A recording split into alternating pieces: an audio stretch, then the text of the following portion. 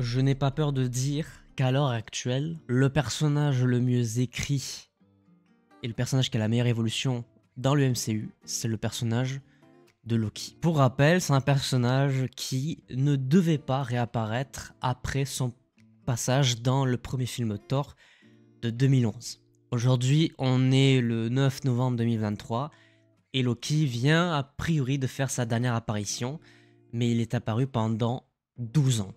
12 ans alors qu'il ne devait faire qu'un seul film. J'ai aussi envie de dire évidemment merci Marvel Studios parce que là, ça y est, pour vous, enfin me concernant, vous m'avez complètement reconquis, rehypé pour la suite du MCU, notamment par les dernières news qui sont tombées, ça va faire rager la plupart des gens évidemment, mais pour moi c'est la meilleure nouvelle qu'il pouvait y avoir, à savoir que même si on va le traiter cette semaine, il n'y aura qu'un seul film Marvel Studios en 2024. Et en fait, ça rejoint un petit peu ce qui, moi, me manquait du côté de Marvel Studios ces dernières années. C'était cette hype, cette envie de revoir un programme et donc de mettre un certain nombre de jours entre deux programmes pour être hypé. Merci pour ça. Parce que pour le coup, ça y est, moi je suis reparti dans la boucle du fanboy énervé de Marvel. Loki, saison 2, épisode 6. Dernier épisode de cette série, il n'y aura pas de saison 3 parce que même d'après les scénaristes, ils ont raconté ce qu'ils devaient raconter. Le livre autour de la TVA et Loki était divisé en deux parties. La première partie c'était la saison 1, la deuxième partie c'est évidemment la saison 2. Ça vient de se terminer et en vue de ce final complètement légendaire, je ne vois pas de suite à Loki et tant mieux. J'ai envie de dire parce que je pense que ça serait un gâchis de partir sur une saison 3. Bon. Ben voilà, on l'a eu. Loki qui demeure, je sais que c'était la théorie qui revenait à 90% sur les différents réseaux sociaux. Oui, Loki est celui qui remplace définitivement celui qui demeure. Le variant de Kang qu'on avait déjà découvert dans la saison 1, qu'on revoit ici dans cette saison 2 avec une scène du dialogue, enfin ce dialogue entre Loki et ce variant de Kang complètement cultissime, parce que c'est un dialogue qu'il avait déjà anticipé. Globalement, tout ce qu'on a vu dans cette saison 2, c'était anticipé par celui qui demeure. Je trouve ça magistralement bien construit, parce que même si on s'y attendait, ça nous met quand même un uppercut dans la tronche. Moi, je l'ai pris en pleine face. Et c'est juste beaucoup trop fort. Je suis d'autant plus dégoûté que Jonathan Majors soit dans la merde, parce que la prestation qu'il fait ici, c'est surpuissant. C'est vraiment un acting incroyable. Je suis dégoûté qu'il soit dans la merde et que potentiellement il y a un recast. Parce que ce qu'il a proposé ici, c'est vraiment ce que je veux dans le MCU. Cette scène était incroyable parce que c'est pile à ce moment-là que celui qui demeure perd l'avantage sur la situation parce qu'il n'anticipe pas que Loki a possiblement déjà vécu ce moment. Ce qu'on constate au moment où il arrête le temps, où il est capable d'arrêter le temps, ce qui est assez incroyable d'ailleurs. C'est une pierre du temps, mais à lui tout seul, le gars, donc c'est plutôt fort. Donc ouais, celui qui demeure perd l'avantage, il disparaît du coup, puisque Loki arrive à prendre sa place et à détruire le cœur temporel, c'est ce qu'il fait. Je comprends mieux le pourquoi du comment la version de Kang le Conquérant, vous savez, celui qu'on a vu dans Ant-Man et la Guêpe Quantumania, arrive sur la Terre quantique. C'est un variant qui était enfermé par celui qui demeure, mais comme Loki a explosé le cœur temporel, tous les Kang sont libérés. Mais dans ce qu'on comprend à la fin, avec la TVA, la première mission, je pense que ça va être la mission principale même, je suis d'ailleurs assez choqué qu'il n'ait pas changé le nom en TVA ou en autre chose, c'est de traquer les variants de Kang. Et on a directement un clin d'œil de celui qui apparaît dans Ant-Man et la Guêpe Quantumania, puisqu'ils disent c'est une terre parallèle à la Terre 616. La Terre 616 c'est la nôtre, là où on a connu les Avengers, etc. Et la Terre parallèle, c'est souvent considéré comme le monde quantique, donc le monde qu'on explore dans Ant-Man et la Guêpe Quantumania. De toute façon, que Loki finisse sur le trône ou pas, moi je restais quand même convaincu que peu importe ce qui se passait, il allait faire une action pour aider les gens. Parce que l'évolution, à la fois dans la saison 2 et dans la saison 1, ne peut pas amener un Loki méchant. Surtout que je pense que là, on a évidemment les échos de classique Loki qui résonnent, parce que le classique Loki était enfermé pendant, je crois qu'il a dit, des siècles et des siècles sur une planète tout seul, une planète morte, avant de se retrouver dans le néant. J'ai l'impression quand même que les Loki sont de toute manière destinés à finir seuls. Et là, en l'occurrence, le Loki, le nôtre, celui de Tom Hiddleston, finit seul. Mais bon, il contrôle un petit peu tout quand même, donc c'est pas si mal quoi, il est pas seul à rien faire. Le costume.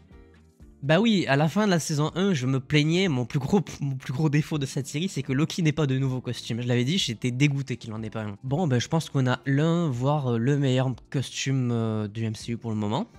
Voilà, très clairement. Des nouvelles cornes, j'ai pas du tout la référence, je sais juste qu'elles sont beaucoup plus grandes que celles de Thor Ragnarok. Elles ont peut-être une certaine signification dans les comics que je n'ai pas entièrement lu. Par ailleurs, concernant les comics, c'est une évolution logique du personnage aussi. Je dis pas qu'il finit sur le trône aussi dans les comics, mais la construction du personnage c'est à peu près la même, parce qu'il est destiné de toute façon à finir seul. Je comprends mieux aussi, et par contre je leur en veux un peu à Marvel d'avoir entre guillemets spoilé un truc, c'est que quand ils ont diffusé l'extrait du premier film Thor, dans lequel on redécouvrait Odin qui disait à ses deux enfants qu'ils étaient tous les deux destinés à un trône, c'était clairement un spoil de ce qui allait arriver dans ce dernier épisode. Ça j'ai trouvé un petit peu dommage, surtout qu'ils l'ont annoncé à l'épisode 5. Ce qui n'avait pas vraiment de sens. Mais ouais, putain, je suis choqué. Il y a un truc que j'ai pas précisé. Je crois que c'est l'un des moments où je suis le plus choqué depuis Avengers Endgame.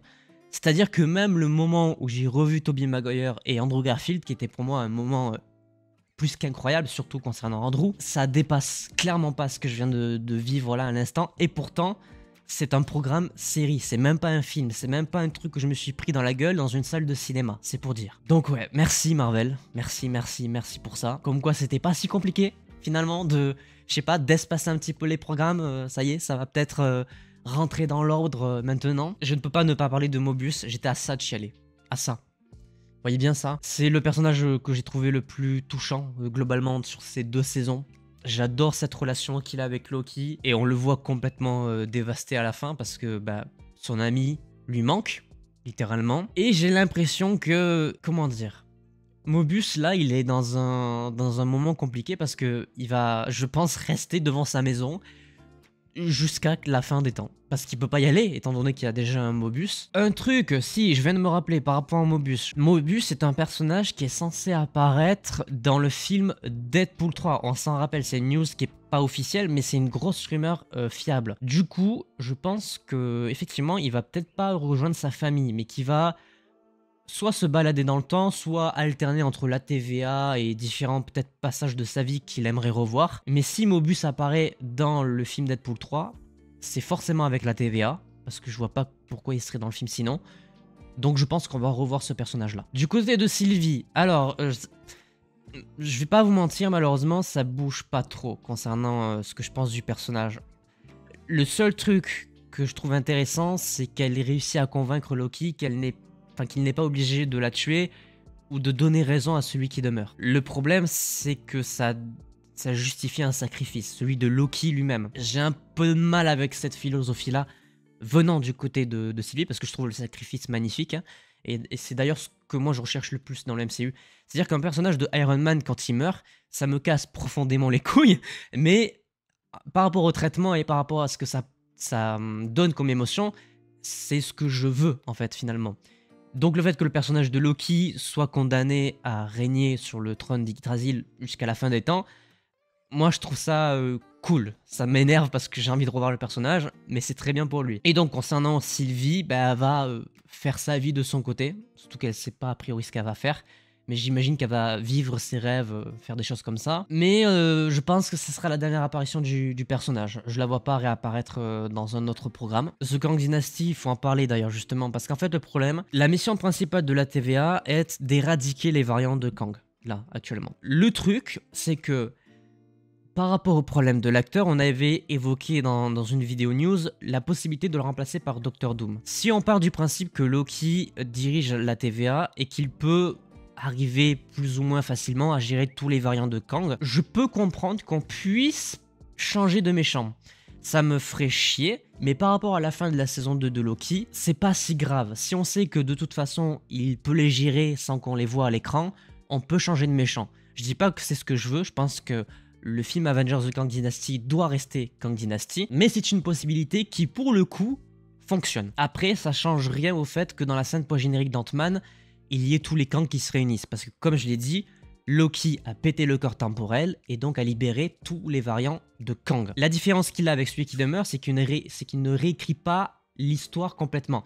Il ne va pas, je pense pas en tout cas, qu'il va savoir exactement ce qui va se passer chaque seconde. De ce que j'ai compris aussi avec Yggdrasil, c'est juste un arbre de vie. Il donne, comme le dit Sylvie très bien, il donne sa chance aux gens et à toutes les timelines. Donc, je pense qu'on va rester sur une invasion des Kang. Mais à mon avis, il y a un recast qui arrive très bientôt. Qu'est-ce que j'ai pas évoqué? J'ai pas évoqué le personnage de B15. Et je l'ai trouvée déjà très touchante dans sa relation de médecin, parce qu'à la base, elle était médecin dans un hôpital à New York. Je comprends pourquoi elle reste à la TVA. Le seul que je comprends qui la quitte, c'est bien Mobius, parce qu'il veut voir ses enfants, etc. Pour le coup, B15, c'est peut-être le seul perso où je me dis, elle a complètement sa place au sein même de la TVA. Donc sur ça, je suis plutôt content concernant le traitement du perso. Ouroboros, évidemment, comment pas parler de ce perso. Je pense qu'il a touché la plupart des gens. Il est tellement touchant ce perso. J'ai bien aimé le fait qu'à la fin de l'épisode, il découvre la seconde édition de la TVA. Pour moi, après c'est pas confirmé, mais pour moi, ce livre-là, c'est celui qu'on voit dans l'épisode 5, celui qu'il a écrit au début de l'épisode. Alors c'est pas confirmé, mais je pense que par rapport à la mise en scène et à la symbolique que représente ce livre pour lui, je pense que c'est sa copie de son bouquin dans sa timeline. Et je trouve ça magnifique. De toute façon, globalement, cette fin d'épisode, elle a ça de me faire chialer, comme je l'ai dit. C'est beaucoup trop beau. La musique, n'en parlons pas. Nathalie Holt fait un travail magistral. C'est splendide. Le thème de Loki, c'est peut-être le thème avec celui des Avengers que j'aime le plus. Je pourrais me l'écouter en boucle, littéralement. Putain, si peut-être un petit mot sur Victor Timely. C'était bel et bien un variant de celui qui demeure. C'est pas le mec qui était destiné à être celui qui demeure. Même si j'ai un petit peu hésité. Parce qu'à la fin, pendant la discussion entre celui qui demeure et Loki, il bégaye. Celui qui demeure bégaye à certains moments.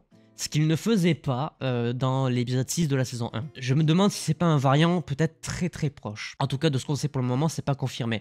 Mais Victor Timely, je l'ai trouvé très touchant parce que Loki l'a tué, je pense, un bon million de fois, minimum. Et perso, je me suis beaucoup attaché à Victor Timely. Je l'ai trouvé très humain, très en avant sur ce temps, mais très impressionné de ce que l'un de ses variants a été capable de créer, à savoir la TVA. En parlant de TVA, parce que je viens d'y penser, Ravonna Renslayer, la scène qu'on avait vue dans le trailer où elle était dans le monde du néant, eh bien c'est tout simplement la TVA cassée.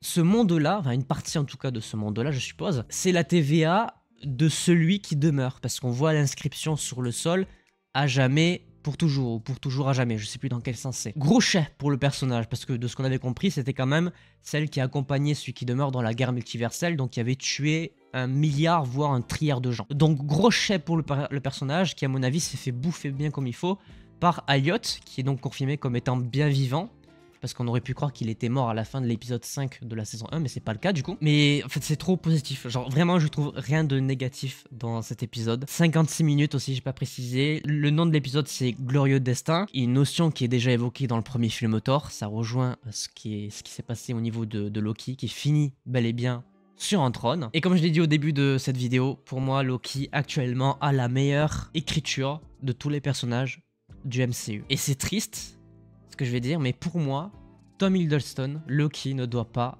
revenir dans le MCU. Pour moi, on a fini le personnage. Beaucoup pensent qu'on l'avait déjà fini dans Infinity War, ce que je peux comprendre par rapport à sa rédemption et son dernier geste de tuer Thanos. Mais là, le fait qu'il finisse sur le trône d'Yggdrasil, c'est encore mieux quoi. Il peut pas y avoir une meilleure fin pour le personnage. Donc je suis comblé et pour moi il ne doit pas réapparaître, malgré le fait que je veux évidemment revoir ce personnage, mais ne le faites pas. Par pitié, ne le faites pas, c'est trop beau. Happy ending, ou presque happy ending, mais la scène de l'arbre d'Yggdrasil avec le costume de Loki, c'est une scène déjà que je vais me remater des milliards de fois je pense, parce que c'est trop beau. J'ai pas dit un petit mot aussi sur le générique, le fait que le logo Marvel Studios démarre à l'envers avec la musique, le thème de Loki qui est aussi lui mis à l'envers, c'est une masterclass. Merci Marvel Studios pour ça, je vous suce, merci. C'est tout ce que j'aurais à dire de ce qu'on nous a proposé ici.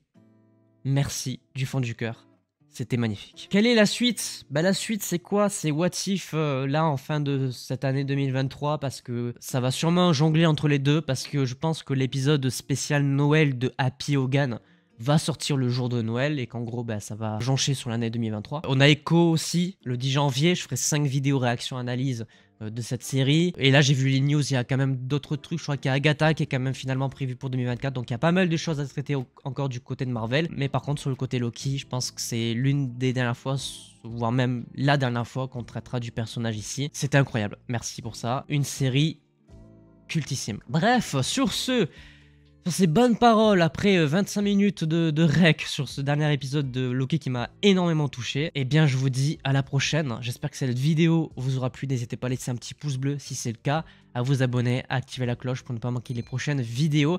J'espère que cette évolution du format des vidéos analyses, parce que là on n'avait pas la vidéo réaction, ça vous a plu. N'hésitez pas à me le dire dans les commentaires. Nous on se retrouve, comme je l'ai dit, en cette fin d'année pour les réactions review de What If. Et sur ce, en attendant, portez-vous bien. C'était votre Captain, et vive Loki.